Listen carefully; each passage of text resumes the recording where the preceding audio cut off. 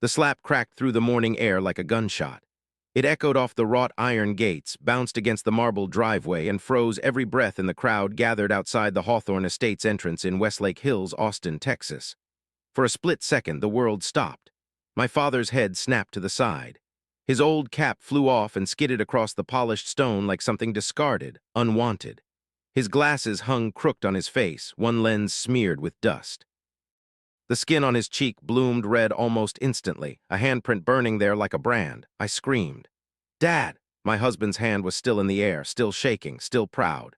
"Don't you ever touch me again?" Ethan Cole snarled, his jaw tight, eyes blazing with a fury that made strangers flinch. He stood tall in his tailored navy suit, cufflinks catching the sun, expensive watch gleaming as if it approved of what he'd just done. My father staggered back a step, not because he was weak. Because he was shocked.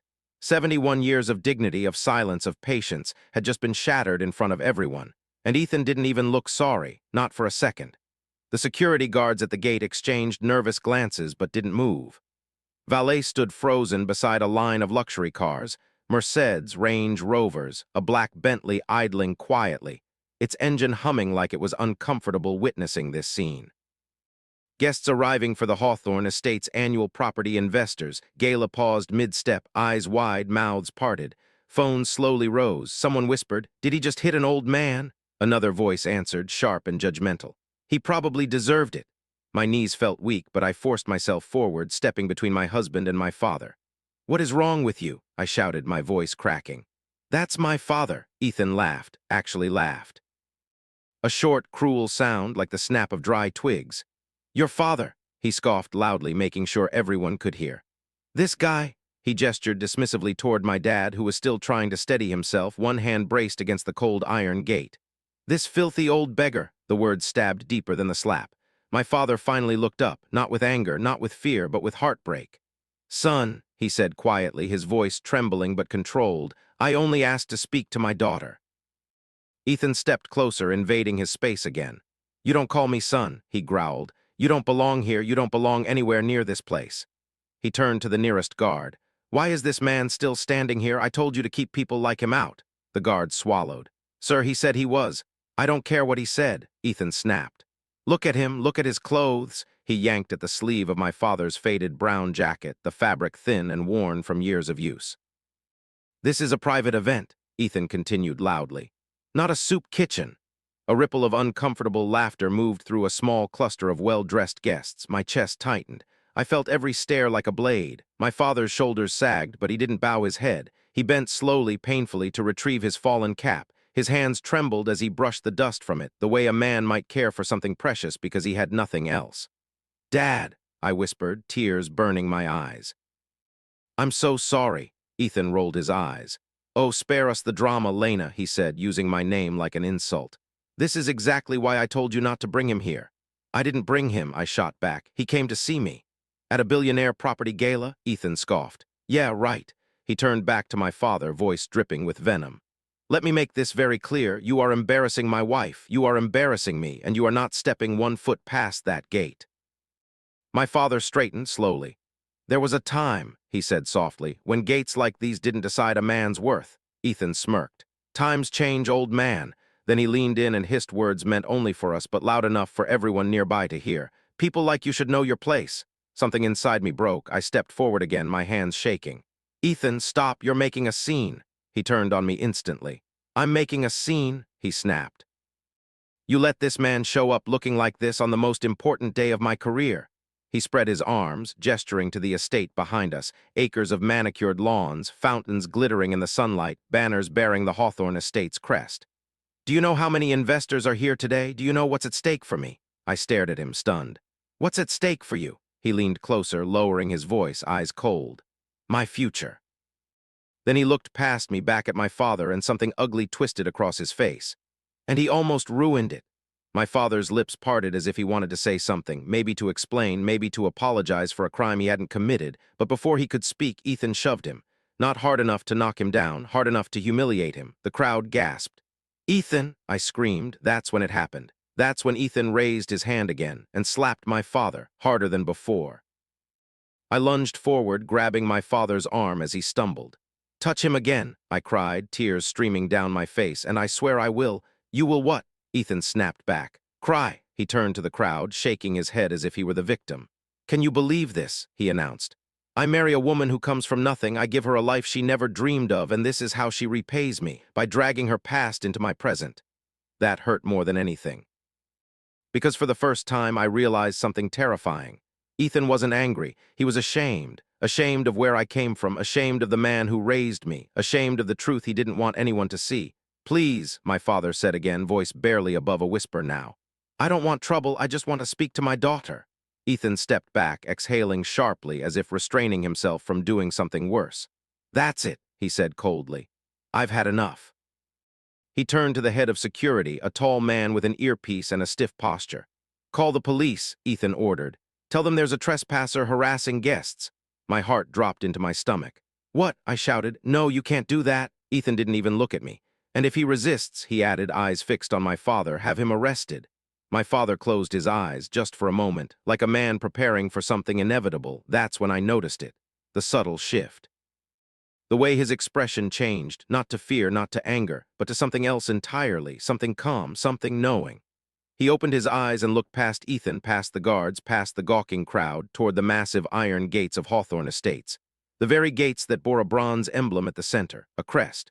A crest I had seen my entire childhood, carved into old documents, etched into keys, stamped onto envelopes. My father's gaze lingered there, and then he sighed. A long, tired sigh. Lena, he said gently, his voice suddenly steady, maybe it's time. Ethan scoffed. Time for what? Your bedtime? My father didn't respond. Instead, he reached into the inner pocket of his worn jacket. Ethan's smirk widened. What are you doing now, looking for spare change? My breath caught, because I knew that pocket. I knew what he kept there. My father's fingers closed around something solid, metallic, heavy, and whatever it was, it made Ethan laugh until he saw it. Until my father slowly pulled his hand out, until the sunlight caught the edge of what he was holding, until the laughter died in Ethan's throat. The crowd leaned in, the guards froze. My father raised his eyes to Ethan, his voice low but unshakable. You should be very careful, he said, about who you lay your hands on at this gate. Ethan's face flickered just for a second with uncertainty, but he masked it quickly. This is your last warning, Ethan snapped. Get out, now. My father looked at the gates again, then back at Ethan. And then quietly he said words that would soon tear Ethan's world apart. But not yet. Because before that truth could surface, before the ground beneath Ethan's feet could give way, I want to ask you something. Question of the day, have you ever been judged unfairly or seen someone you love humiliated because of how they looked or where they came from? Tell us your story in the comments below and let us know where you're watching from today. Because what happens next will change everything. But before we see how this ends, let's go back to where this story truly began 10 years earlier, long before the iron gates of Hawthorne Estates became a battlefield of pride and cruelty. My father and I were sitting on the cracked wooden steps of a small house on East 12th Street, Austin. The paint on the porch rails was peeling. The roof leaked when it rained. And the air conditioner only worked when it felt like it. But it was home. My father, Richard Hawthorne, sat beside me with 2 paper cups of lemonade sweating in the Texas heat. He handed one to me and smiled, the same gentle smile that had carried me through every hard day of my life. You okay, pumpkin? He asked. I nodded, even though my eyes were still red from crying. I was 16 then, too young to understand how cruel the world could be, but old enough to feel it. I didn't get the scholarship, I whispered. My father didn't say anything right away. He just took a sip of his lemonade and stared out at the street, where kids rode bikes with squeaky chains and neighbors argued over whose trash can was whose. Well, he said finally, that's disappointing. That was my way out, I said, my voice shaking. Everyone else gets to leave, I'm stuck. My father turned to me then, his eyes serious but kind. Lena, he said, listen to me. Where you start doesn't decide where you end. I let out a bitter laugh. Easy for you to say, he smiled. Is it? I didn't know then what he meant by that. All I knew was that my father worked harder than anyone I had ever seen. By day, he fixed roofs, patched fences, and repaired plumbing for landlords who barely remembered his name. By night, he came home exhausted, hands cracked and bleeding, clothes smelling of dust and oil. And yet, he never complained, not once. He cooked dinner, helped me with homework, read old paperbacks by the dim light of a flickering lamp. And every Sunday morning, no matter how tired he was, he made pancakes shaped like hearts and pretended not to notice when I laughed at his terrible flipping skills. We didn't have much. But we had each other. My mother had died when I was 8, a sudden illness. One month she was there, brushing my hair before school. The next, she was gone. After that, it was just us. And my father became everything. He was patient when I slammed doors, calm when I screamed that it wasn't fair, quiet when I cried myself to sleep. But there were things he never talked about, things I didn't ask.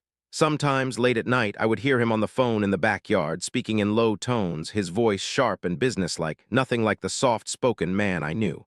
When I asked who he was talking to, he'd smile and say, "Just an old friend." Sometimes, envelopes arrived with no return address. Thick paper, heavy seals. He'd open them alone, read them carefully, then lock them away in a small metal box under his bed. And sometimes, just sometimes, I'd catch him standing very still, staring at the city skyline, his eyes distant like he was remembering a life he no longer lived. But I never pushed, because my father had given up everything for me, or so I thought. Fast forward a few years. I was 23 when I met Ethan Cole. He walked into the cafe where I worked like he owned the place.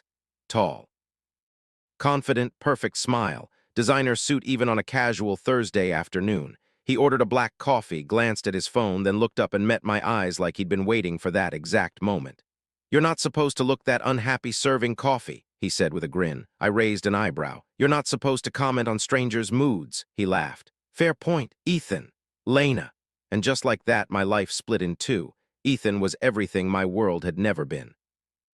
Upscale restaurants, rooftop bars, weekend trips to Dallas and Houston just because. He talked about investments and real estate like they were games, like numbers didn't represent people's lives. At first, I was dazzled. Who wouldn't be? After years of counting pennies and choosing between groceries and gas, suddenly I was eating meals that cost more than my father's weekly paycheck. But there were signs, little ones. Ethan never asked about my childhood until he did. "Oh," he said one night over wine at a restaurant I could barely pronounce. "What did your dad do for work?" "He's a handyman," I replied. "Fixes things." Ethan nodded slowly. "Ah," just one sound, but it carried judgment. When he finally met my father, it was brief and awkward. My dad wore his best shirt, ironed carefully, shoes polished until they almost shone. He stuck out his hand, smiling warmly. "Nice to meet you, son," he said. Ethan shook his hand quickly, barely meeting his eyes. "Yeah." "You too." On the drive home, Ethan said nothing for a long time. Then casually, "He seems simple." I felt a knot tighten in my stomach. "He's kind," I said. Ethan shrugged. "Sure, just saying." That was the first time I defended my father. It wouldn't be the last. When Ethan proposed, he did it big. A ring that sparkled like it belonged to someone else. A dinner with champagne and strangers clapping. A future painted in luxury and security. My father hugged me tightly afterward, tears in his eyes. "You deserve happiness," he whispered. "I'll always take care of you," I promised him. He smiled sadly.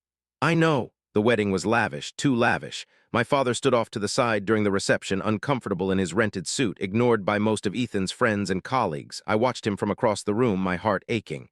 Afterward, when I apologized, he just squeezed my hand. "Don't apologize," he said. "This is your life now." I didn't realize then how much that sentence hurt him. Marriage changed Ethan, or maybe it just revealed him. He became obsessed with appearances, with status, with what people thought. He corrected the way I spoke, criticized my clothes, rolled his eyes when I mentioned my father. "Why does he always call?" Ethan asked once, annoyed. "Doesn't he have anything better to do?" "He misses me," I said quietly. Ethan scoffed. "He should get a life." The words stung, but I swallowed them. Because love meant compromise. Right, 3 weeks before the gala, my father called me. "I need to see you," he said. "It's important." My heart jumped. "Are you okay?" "I'm fine," he said, "but I need you to come with me somewhere." "Where?" There was a pause. "Hawthorne Estates." I froze. "Why?" I asked. "You'll understand soon," he replied gently. I told Ethan about it that night. He laughed. "Hawthorne Estates," he said. "That's impossible. You need an invitation just to breathe near that place." He said it's important, I insisted. Ethan's face hardened. "Lena, I don't want him there, especially not now." "Now?" I asked. He exhaled sharply. "The gala is next week. This could make or break everything for me." "What does that have to do with my father?" "Everything," Ethan snapped. "People talk, appearances matter." I felt that familiar nod again. "I'm going," I said softly. Ethan stared at me, incredulous. "You're choosing him over me." "I'm choosing my father," I said. "There's a difference." That night, Ethan slept with his back to me. The morning of the gala, my father arrived early. He wore the same old jacket, the same cap. "I didn't want to be late," he said. I smiled nervously. "Dad, are you sure about this?" He met my eyes, his gaze steady. Yes, he said, today some things need to be set right. As we approached the gates of Hawthorne Estates, I felt dread coil in my stomach. I didn't know why, I just knew this day would change everything. And I had no idea how close we were to the moment when the truth would finally come out. The drive to Hawthorne Estates felt longer than it should have. The city of Austin slowly faded behind us as the roads widened, the houses grew farther apart, and the air itself seemed quieter, heavier. Ancient oak trees arched over the road like silent judges, their branches forming a tunnel that led straight into a world that was never meant for people like us. At least, that's how it felt. My father sat calmly in the passenger seat of Ethan's black BMW, hands folded neatly in his lap. He stared out the window, taking everything in with an unreadable expression. He looked almost peaceful. Ethan, on the other hand, was furious. His jaw was clenched so tightly I could hear his teeth grind. One hand gripped the steering wheel, the other tapped angrily against the center console. "I still don't understand why he's coming," Ethan muttered. "This is a disaster waiting to happen." "He's my father," I said quietly. "That doesn't mean he belongs here." The words hit me like a slap, but I stayed silent. We turned onto a private road marked by a tall stone sign engraved with elegant lettering, Hawthorne ESTATES Private Properties Authorized Access. Only Ethan slowed the car, smirking slightly. "See that?" he said, nodding toward the sign. "That's not just a name, that's power." My father's lips twitched into the faintest smile. "Yes," he said softly, "it is." Ethan didn't notice. The gates came into view soon after, massive, black iron, towering, security cameras perched like watchful eyes. Uniformed guards stood at attention, checking names against tablets as luxury vehicles rolled in one by one. A valet waved us forward. Ethan straightened his jacket, plastered on his charming smile, and handed over his invitation with practiced ease. "Cole," he said confidently. "Ethan Cole." The guard scanned the list and nodded. "Welcome, sir." Then the guard glanced at my father. His eyes flicked to the worn jacket, the old cap resting on his knees, the scuffed shoes. "Sir," the guard said cautiously, "I'll need to see your invitation." My father met his gaze politely. "I don't have one," the guard stiffened. "Then I'm afraid you can't. He's with us," Ethan cut in sharply. The guard hesitated. "Sir, this is a restricted event." Ethan leaned forward, voice low and irritated. "Do you know who I am?" The guard swallowed. "Yes, sir, of course." "Then open the gate." The guard pressed his earpiece, murmured something, and the gate slowly creaked open. As we drove through, I felt a strange chill crawl up my spine. Something about crossing that threshold felt final. Hawthorne Estates was breathtaking. Rolling lawns stretched as far as the eye could see. Marble fountains sparkled under the sun. White tents had been erected near the main building, where servers in crisp uniforms carried trays of champagne and hors d'oeuvres. Guests mingled in clusters, laughter floating through the air, blending with the soft notes of a string quartet. I felt small. My father looked around quietly, absorbing it all. "This place is incredible," I whispered. "Yes," he replied. "It's been well maintained." Ethan shot him a sharp look. "What do you know about maintenance?" he asked dryly. My father didn't rise to it. He simply nodded. Ethan scoffed and stepped ahead, greeting people, shaking hands, laughing loudly. "This is where I make my move," he said over his shoulder. "Stay close, and please," he added pointedly, "try not to embarrass me." I wanted to scream. Instead, I stayed beside my father. As the morning progressed, the tension grew. Everywhere we went, I felt eyes on us, on him. Whispers followed. "Who's that? Is he staff? Why is he dressed like that?" A woman in a silk dress wrinkled her nose as we passed. Ethan noticed, and instead of defending us, he leaned into it. "Just ignore him," he whispered to a group of investors when they asked questions. "He's family, unfortunately." My cheeks burned. My father pretended not to hear, but I could tell he did. It all unraveled near the main gate. My father stopped walking. "I need a moment," he said. "Now," Ethan snapped. "Are you kidding me?" "I need to speak to someone," my father replied calmly. Ethan laughed, incredulous. "Speak to who?" Before my father could answer, Ethan stepped in front of him, blocking his path. "You are not wandering around here," he said. "Do you have any idea how this looks?" "I do," my father said quietly, "and that's why I'm here."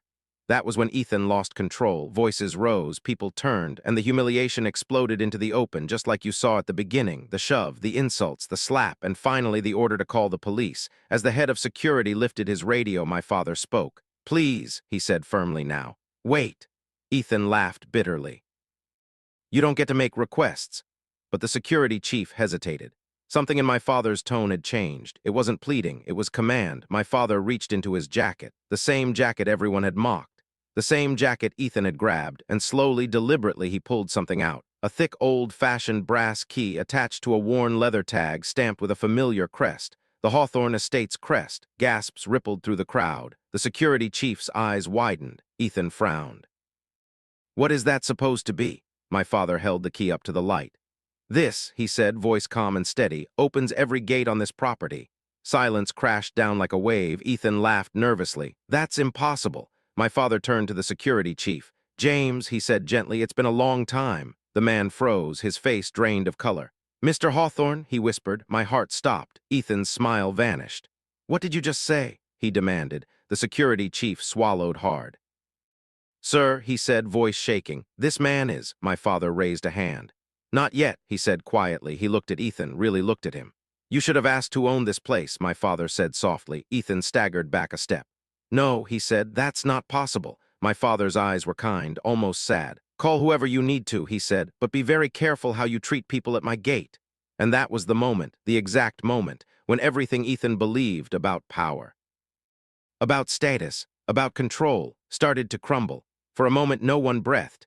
The music from the string quartet faltered, then stopped entirely, as if the musicians sensed they were no longer welcome in whatever moment was unfolding. Champagne flutes hovered midair. Conversations died on lips half open. All eyes were on my father, on the key, on Ethan. Ethan recovered first, at least on the surface. He let out a sharp, disbelieving laugh, waving his hand as if this were all a ridiculous joke that had gone on far too long. "This is insane," he said loudly. "Absolutely insane." He turned to the security chief, his voice snapping back into command mode. "James, right? You don't seriously believe this, do you?" James didn't answer. His gaze was locked on my father like he was looking at a ghost. "James," Ethan barked, "do your job." Slowly, painfully slowly, James straightened his posture. "Yes, sir," he said, but he wasn't looking at Ethan when he said it. He was looking at my father. "Mr. Hawthorne," James continued, his voice tight with emotion, I didn't recognize you at first." A murmur rolled through the crowd. "Mr. Hawthorne," the name moved like electricity from one person to the next. Ethan's face went rigid. "What are you talking about?" he demanded. "This man's name is Richard Hawthorne," James said firmly. "Richard Hawthorne," he swallowed hard. "Founder and sole owner of Hawthorne Estates and its subsidiary properties." The world tilted. I felt my knees weaken, my hand instinctively reaching for my father's arm. "What?" I whispered. My father didn't look at me yet. Ethan staggered back as if someone had punched him. "No," he said, "that's not possible. He's a legend. He hasn't been seen in years." My father nodded gently. "That's true." Ethan shook his head violently. "You're lying. You have to be lying." James pulled a small tablet from his belt, his fingers trembling as he tapped the screen. He turned it toward Ethan. Displayed was a photograph. Younger, yes, but unmistakable. The same eyes, the same sharp jaw, the same man. "This is Mr. Richard Hawthorne," James said quietly. "He personally hired me 22 years ago." A collective gasp swept through the crowd. Someone dropped a glass. It shattered on the marble, the sound deafening in the silence. Ethan's mouth opened, but no words came out. My father finally turned to me. I searched his face, looking for some sign that this was a mistake, a prank, a misunderstanding. Instead, I saw only truth. "I wanted to tell you," he said softly. "So many times." My chest tightened. "Dad, what is this?" he sighed, the sound heavy with years of restraint. "After your mother died," he said, "I didn't care about money anymore. I stepped away from the company, let others run it. I wanted to raise you myself, simply." Tears filled my eyes. "You. You're rich," I whispered. He smiled sadly. I suppose I still am." The crowd leaned closer. Phones were no longer discreet. Ethan finally found his voice. "This is ridiculous," he snapped. "If you owned Hawthorne Estates, everyone would know who you are." My father turned back to him. "And yet," he said calmly, "here we are." James cleared his throat. "Sir," he said to Ethan, "Mr. Hawthorne's signature is on every founding document of this estate." Ethan's hands began to shake. "No," he said again, weaker now. This can't." My father took one step forward. The crowd parted instinctively. "You slapped me," he said quietly, "at my gate." Those words landed heavier than any shout. Ethan's face drained of color. "You insulted my daughter," my father continued, his voice still calm, but something steel-hard now lived beneath it. "You humiliated her. You humiliated me." Ethan's eyes flicked to me, to my tears, to the way I clung to my father. Something like fear crept into his expression. I didn't know," he stammered. "If I had known," my father raised a hand. "Stop." The single word sliced clean through the air. You didn't know, my father repeated, and that is the point. The silence was suffocating. My father turned to the assembled guests. Many of you know my name, he said. Few of you know my face. That was intentional. He gestured to the gates. I built this place to last generations, he continued. But I also built it on a principle. He looked directly at Ethan again. That character matters more than status. Ethan swallowed hard. I can explain, he said quickly. I was under pressure, the gala, the investors, I didn't mean— You meant every word, my father said evenly. You just didn't think there would be consequences. A ripple of murmurs spread. James shifted uncomfortably. Sir, he said to my father, how would you like to proceed? My father looked at him thoughtfully. At Ethan, then at me. For a moment his gaze softened, then it hardened again. Call the board, my father said. Ethan's head snapped up. The board? Yes, my father replied. The one you were hoping to impress today. James nodded and spoke quickly into his radio. Within minutes, several well-dressed men and women approached, confusion etched across their faces. What's going on? One of them asked. James stepped aside, revealing my father fully. The board members froze. Oh my God, one whispered. Another rushed forward. Mr. Hawthorne, is it really you? My father nodded once. The board erupted into nervous greetings, apologies, questions. Ethan watched it all like a man drowning. Ethan Cole, my father said, drawing their attention, was just demonstrating his leadership style. One of the board members frowned. What do you mean? My father gestured to the security footage replaying on James's tablet. The shove, the slap, the insults. The board members watched in stunned horror. That's unacceptable, one said sharply. Ethan rushed forward. Please, this is a misunderstanding. Enough, another board member snapped. You assaulted the owner of this estate. And your own father-in-law, someone added. Ethan's shoulders sagged. My father spoke again. Effective immediately, he said, Ethan Cole is removed from all negotiations, partnerships, and future dealings with Hawthorne Estates. A gasp. Ethan lunged forward. You can't do this. I've invested years. And you'll invest years more, my father replied calmly, learning what respect looks like. He turned to the board. I want a full review of his conduct, publicly. Ethan fell to his knees, actually fell. Please, he begged, voice breaking. I'll apologize, I'll do anything. My father looked at him for a long moment. Apologies mean nothing without change, he said, and change is no longer my concern. He turned away. The guards stepped in. The crowd parted. And just like that, the man who had slapped my father at the gate was escorted out of Hawthorne Estates. In silence, I stood there, shaking. My father placed a hand on my shoulder. I'm sorry, he said quietly, for letting you marry a man who didn't know how to love. Tears streamed down my face. But I promise you this, he continued, his voice firm and warm, you will never be ashamed of where you come from again. I hugged him tightly, and for the first time in years, I felt safe. The gates of Hawthorne Estates closed behind Ethan with a heavy metallic clang. It was the sound of an ending, the kind you feel in your bones. For a long moment after he was gone, no one spoke. The board members stood in a tight semicircle, their faces pale. Guests shifted uncomfortably, whispers rippling through the crowd like aftershocks from an earthquake. My father remained still, straight-backed, calm, as if the storm that had just torn through the estate had barely brushed him. I, on the other hand, was shaking. My hands trembled, my chest rising and falling too fast. 10 years of swallowed words, ignored insults, and quiet compromises crashed over me all at once. My father noticed immediately. Lena, he said softly, turning toward me. Come sit. A white stone bench near the fountain was cleared instantly. Staff moved with urgency now, eyes filled with respect, not suspicion. As we sat, my father placed his jacket around my shoulders, the same worn jacket. The one that had been mocked, the one that now felt heavier than gold. I never wanted this to happen like this, he said quietly. I looked at him through tears. Why didn't you tell me, he sighed deeply. Because I wanted you to be loved for who you are, he said, not because of what I own. That sentence broke something open inside me. I thought I had to earn my place, I whispered. I thought if I just tried harder, fit in better. My father shook his head gently. No, he said. You should never have to shrink to be loved. Nearby, the board members were in heated discussion. One of them, a woman in her early 50s with silver hair pulled into a neat bun, approached cautiously. Mr. Hawthorne, she said respectfully, we are deeply sorry for what happened today. My father nodded once. So am I, she glanced at me. Ms. Hawthorne, I blinked. The name felt strange. Yes, I said, we'd like to ensure you feel safe and supported moving forward. My father spoke before I could. My daughter will be divorcing Ethan Cole. A murmur spread. The woman nodded firmly. We will make sure she has the best legal team available. I inhaled sharply. Divorce. The word felt heavy but also freeing. My father squeezed my hand. You don't owe anyone your suffering, he said. The consequences came swiftly. By afternoon, news of the incident had spread beyond the estate. Video clips circulated online, Ethan's slap, his insults, the reveal. Headlines exploded. Real estate executive exposed after assaulting founder humiliation. A.T. Hawthorne Estates gala shocks investors. Ethan's phone didn't stop ringing, but no one was calling to help him. By evening, every deal he'd been negotiating was suspended. Sponsors withdrew. Partners distanced themselves. His company placed him on indefinite leave pending investigation.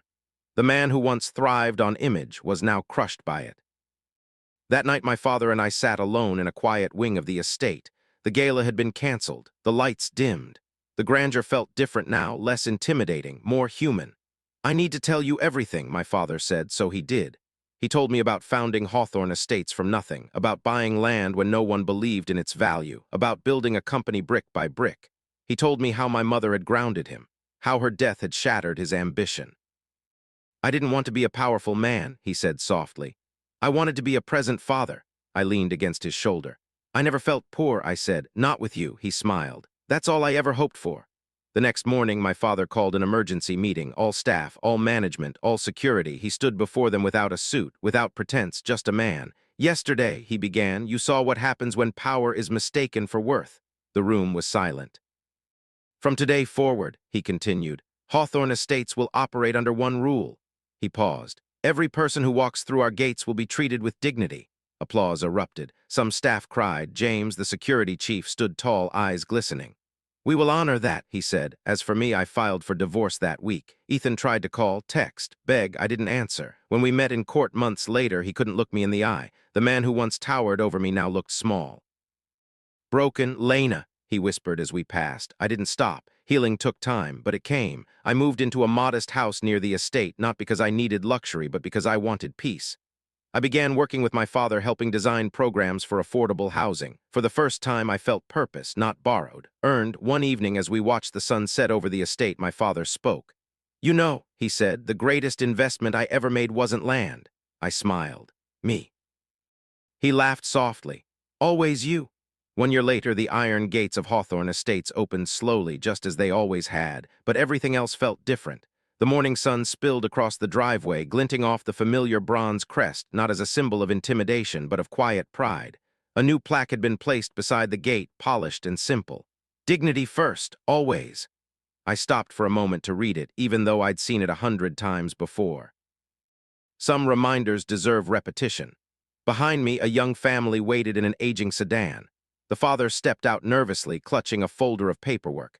The mother held a little girl by the hand. James, the same security chief who once hesitated at this gate, smiled warmly and waved them through. Welcome, he said. You're right on time. I smiled to myself. That single word, welcome, was the greatest change of all. Life after the gala hadn't magically become perfect, but it became honest. The divorce finalized 6 months earlier. There were no dramatic courtroom scenes, just signatures, silence, and a closing chapter I didn't look back on. Ethan had tried to rebuild. Last I heard, he'd moved to another state, taken a low-level consulting job, and disappeared from headlines. The arrogance that once defined him had cost too much. Some lessons leave permanent scars. My father walked beside me now, dressed simply as always. No suits, no pretense, just Richard. Ready? He asked. I nodded. Inside the main hall, the Hawthorne Community Housing Summit was already underway. Nonprofits, city leaders, contractors, and families filled the space, not with champagne, but with hope. A year ago, this building echoed with judgment. Today, it echoed with possibility. My father stepped onto the stage, not to announce profits, but to tell the truth. We built walls for too long, he said to the crowd. Today, we build doors. The applause was long and genuine. I watched him, my chest full. The man who once chose humility over power now used power to protect humility. After the event, we walked the grounds together. Do you regret it? I asked quietly. Stepping away all those years? He thought for a moment. No, he said, but I'm glad I stepped back in. I smiled.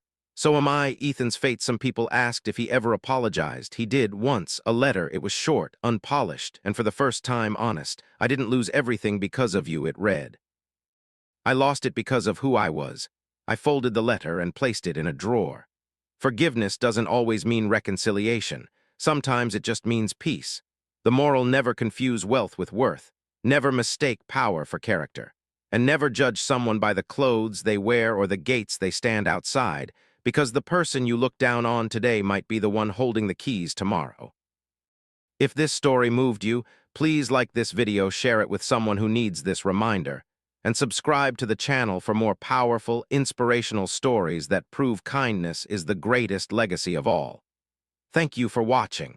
And remember, character is the only thing that never depreciates.